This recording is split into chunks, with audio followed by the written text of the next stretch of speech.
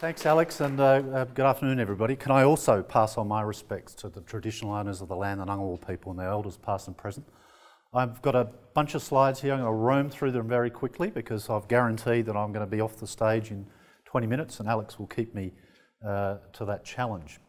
This is a great opportunity to speak to people across the APS. What I plan to do is just give a bit of context about the job I do and the work I do, as a way of exploring leadership, and then some thoughts and views on the topic.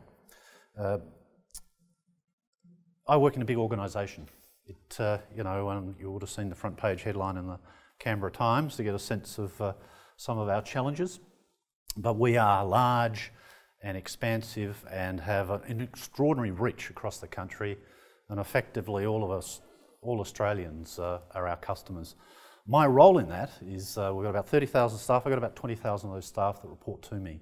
So I run the operational engine that delivers the work across Australia, which makes it very challenging, very demanding, but also should make me one of the best leaders in the APS, and others can be the judge of that. We deliver services everywhere. So one of my big challenges, how do I get uniformity across the country, but how do I also encourage innovation at the coalface? How do we get people to really do the sort of things that need to be done for Australians in those individual interactions with them right across Australia? One of the things we've done in the last few years, we merged Centrelink Medicare Child Support, CRS Australia Hearing in one capability. What I deliver is the former operational elements of the former agencies, Centrelink Medicare and Child Support. And increasingly my day job is all about change and integration and bringing the whole package together. And even though we've been joined for 3 years now, every single day there's another challenge on that front. We run a bunch of service centres across the country, increasingly developing them as one-stop shops. About 9,000 people are lined up across Australia doing this work, do outstanding work under trying conditions, and really do set the theme for the work that we do. We've got about another 9,000 staff or thereabouts in what we call smart centres. They work in contact centre approach. They try to take the complexity out of the equation, constantly looking at new and innovative ways to do the work in that area. We're always benchmarking ourselves against national and international practice, and in that area, really trying to take the complexity out of the work that we do. We've got mobile offices that tour the country, 3 of those, so they go to a lot of the places that we don't have a service presence. Again, I need to gear people up to give them a sense of the sort of work that we need to do and how to move forward. We also have teams that work across Australia every single day. There's people hopping into white Toyotas going to the most remote parts of this country, dealing with the most disenfranchised, disadvantaged Australians, and delivering services every single day. And we've got great sense of enthusiasm and support for that work. Occasionally we get involved in the disaster season, directly involved in helping Australians in emergencies. At the current time, we're behind the scenes assisting families from MH17 in terms of the tragedy that's befallen those families with our social workers. But we've got a flexible and adaptable workforce that puts boots on the ground. We often get some pretty interesting modes of transport in these events, and for those who haven't travelled in a Black Hawk helicopter, I can recommend it. It's a fantastic way to travel. But again, you need staff that are prepared to go the extra mile. And one of the other things that we really do try and put a lot of emphasis on is a team-based culture. Working with teams, quite often when we have rewards and recognition, our staff say, well, it wasn't really me, it's the whole team. And we reward and focus our energy in that area. Leadership is a gift for me.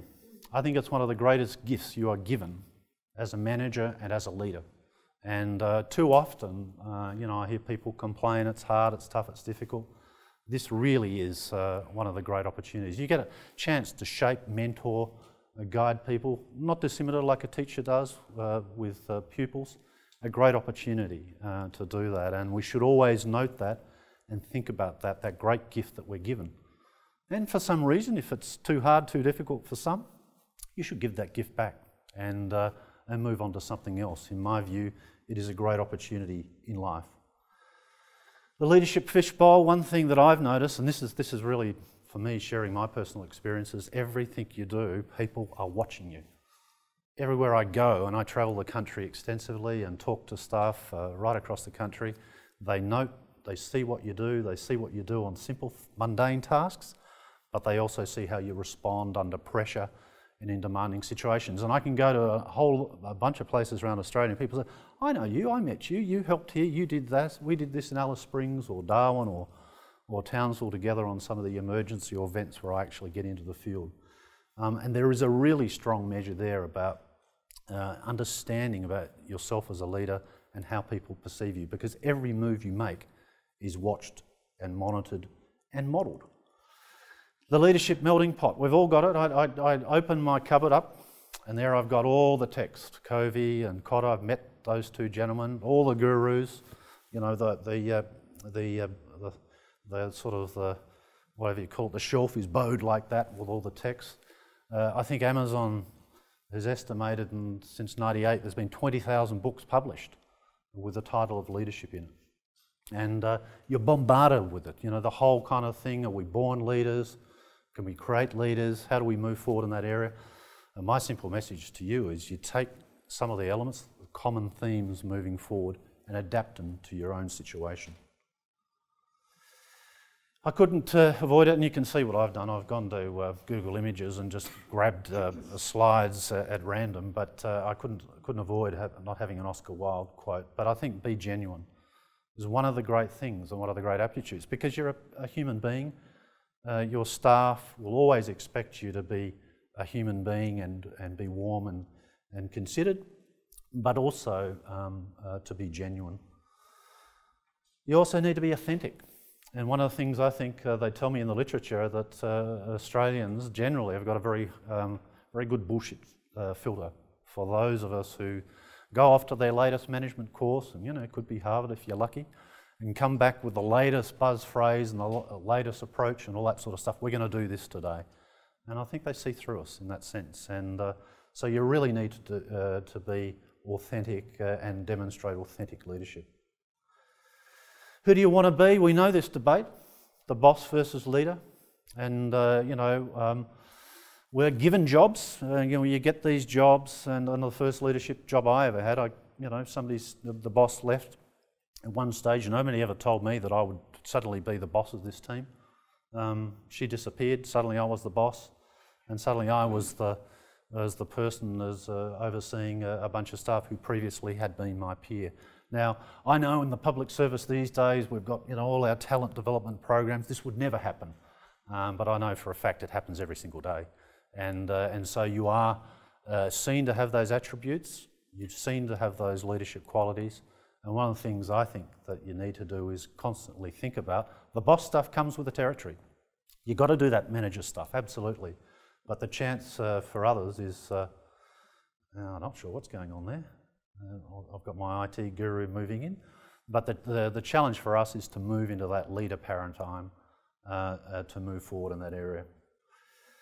And again, innovative leadership, back to the theme of innovation. It really is, you know, it can be the traditional staid leader. I can't do my job in the work that I need to do, command and control from Canberra, across 20,000 people across Australia, delivering services in a whole variety of ways and means, by sitting at my desk and issuing edicts and instructions and approaches. I have to be innovative, I have to think outside the box, and I have to think outside of the square. Constantly review. There was a dot point on that previous slide about reviewing it. I think this is one of the features for me, in a sense, the ability to constantly review your performance. And it's not just the sort of special times. Every so often I get in some interesting situations, sometimes briefing not only senior ministers but the Prime Minister. And you obviously have a lot of focus, but it's often the simple, straightforward stuff. The everyday kind of stuff that you do is just as important as those times when, you know, the proverbials hit the fan and you are flavour of the month for a few seconds, or longer, as often the case in my part of the world. The need for you to review and think about who you are, what you're doing, and how you approach things, I think, is just so fundamental and important. I'm not saying I'm a perfect leader, but I do think carefully about what I'm doing and where I do it and how I connect and how I bring people with me. Again, as you can see, I've gone to the quote book to look for leadership quotes. I didn't know this fellow very well, but he was the 6th US president. His father was also, so they were the first father-son, and then we had the 2 Bushes. But I think this quote sums it up. And interestingly, just today, to give you a sense of what I think is needed in the public service, I was sent an email today from an APS 4 staff member about their leader who's had to leave work under trying personal circumstances. And I'll read you this just to give a sense of leaving a legacy. I need to speak about the departure of our leader. He's been an exemplary leader. He has embodied the finest qualities and the highest standards as both a leader and as a member of the public service.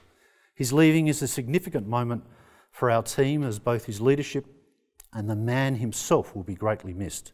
His positive outlook and professional manner have been testament to an individual who held himself to a bigger standard, to a higher standard in every circumstance. He's been both a leader and friend to many in the centre, and as you may well know, good leaders are a rare commodity. And I think when you get unsolicited feedback, that just shows the quality. And I just hope my legacy and what I've left, that I get that those same thoughts and views from the staff who report to me. So we're in uncertain times, that is for sure. A lot of things we would have expected, in a sense. The government's still feeling its way with the public service. We've got a pretty punishing ahead of us in terms of our enterprise agreement negotiations across the APS. We in particular have started it for you all, so we've sort of broken down the door, as it were. And so it is difficult times, and it is difficult. So in my view, the slide says that all uncertain times lead to uncertain people. Our role of leaders has never been as important. Now Alex is probably thinking, when is he going to talk about my topic and the topic that's been created? And I'll just leave you with this conclusion and pull out. In conclusion, what I think, we don't need new models of leadership in the public service in these difficult and uncertain times. What we need to be leaders. And I'll hand over now to our next speaker. Thank you.